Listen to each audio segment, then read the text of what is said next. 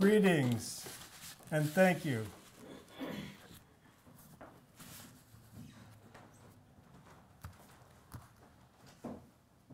Fellow citizens, I accepted your invitation to speak to you on the great question of these days with very little consideration of what I might have to offer, for there seems to be no option.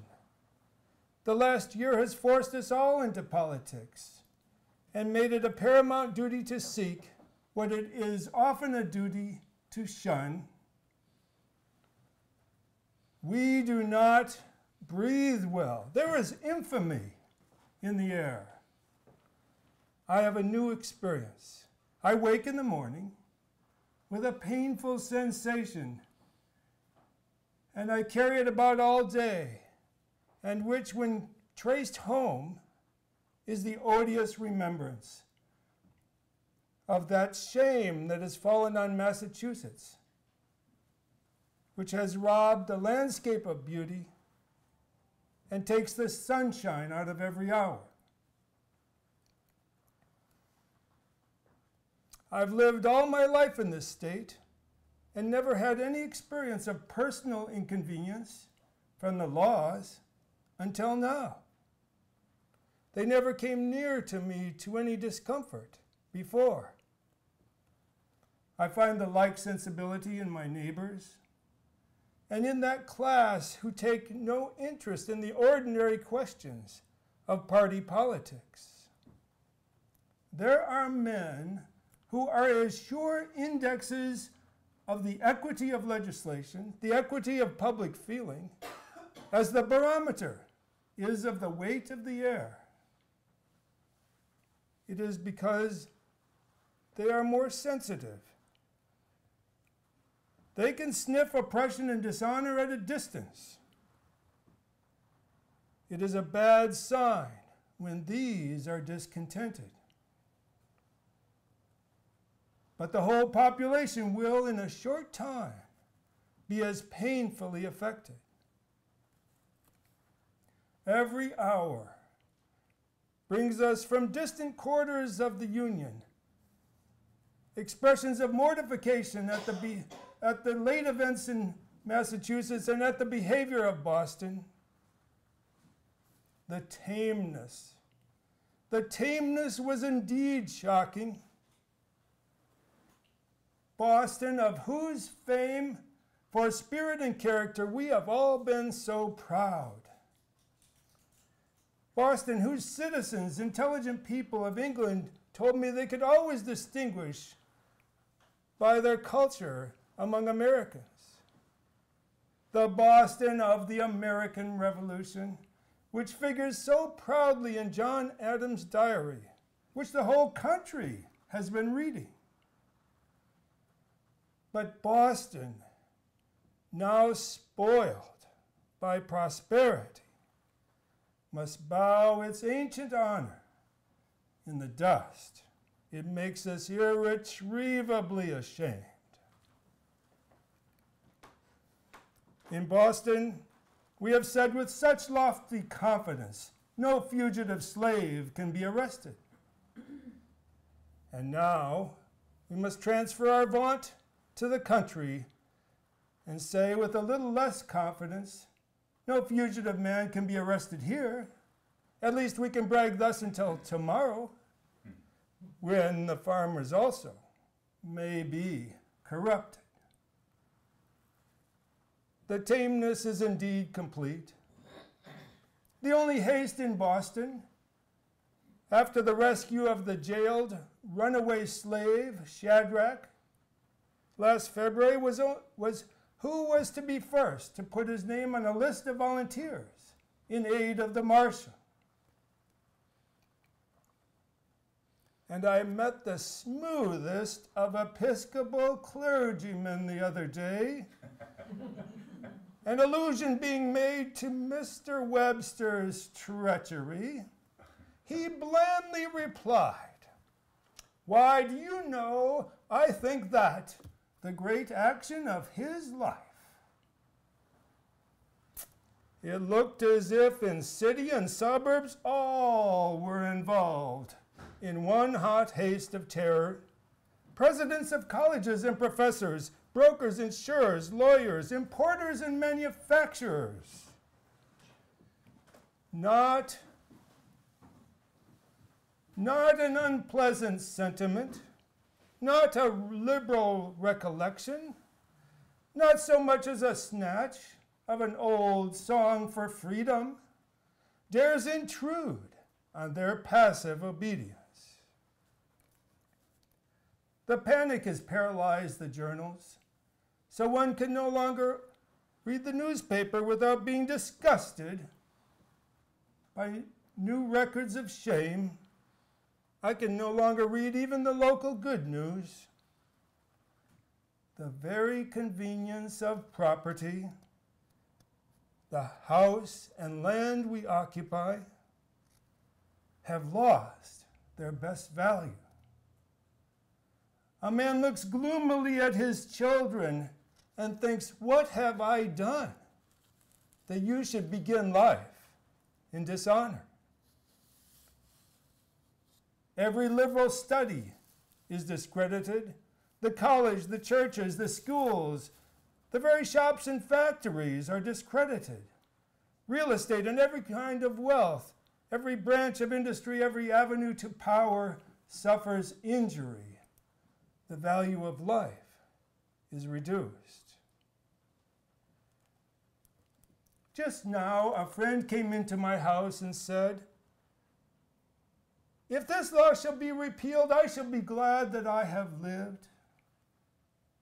If not, I shall be sorry that I was born." What kind of law is this that extorts language like that from the heart of a free and civilized people? Notwithstanding these harms, one intellectual benefit we owe to the late disgraces. The crisis had the illuminating power of a sheet of lightning at midnight. It showed truth.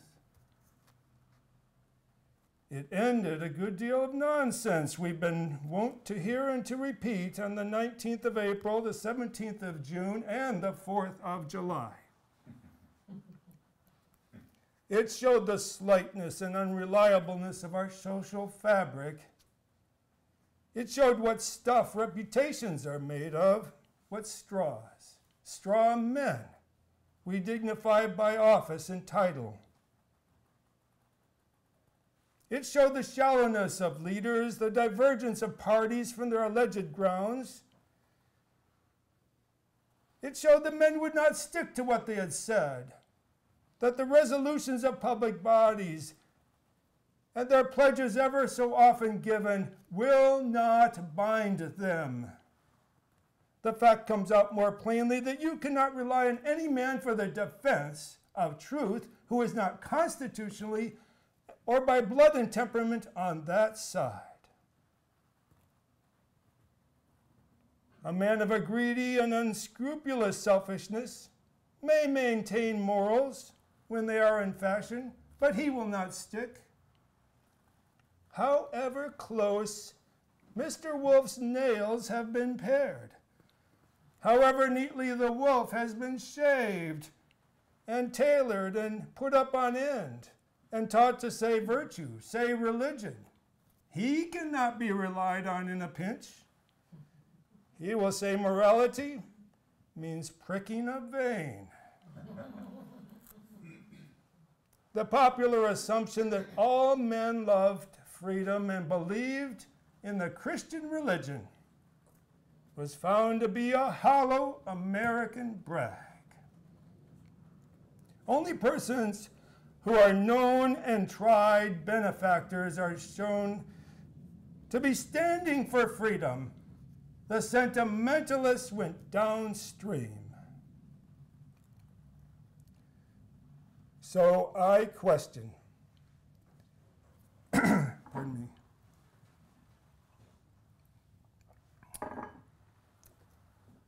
So I question the value of our civilization when I see that the public mind has so little hold on the strongest of truths.